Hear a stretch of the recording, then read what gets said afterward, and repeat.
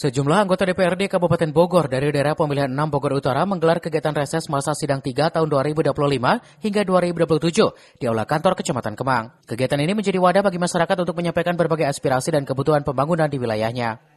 Salah satu aspirasi yang mendapat perhatian khusus adalah permintaan agar pembangunan SMP Negeri 3 Kemang segera direalisasikan. Masyarakat menilai keberadaan sekolah tersebut sangat dibutuhkan untuk menunjang pelayanan pendidikan di Kecamatan Kemang.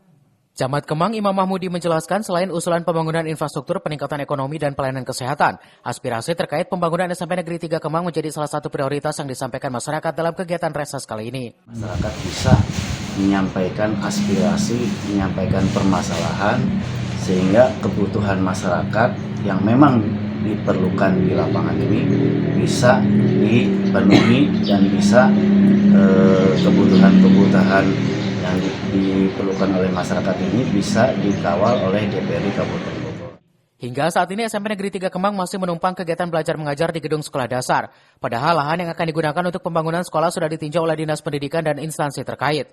Namun rencana pembangunan belum dapat direalisasikan karena terkendala ketersediaan anggaran. Masyarakat berharap hasil reses DPRD kali ini dapat menjadi dasar bagi pemerintah Kabupaten Bogor untuk segera merealisasikan pembangunan SMP Negeri 3 Kemang, sehingga kegiatan belajar mengajar dapat berlangsung di gedung yang lebih layak dan representatif.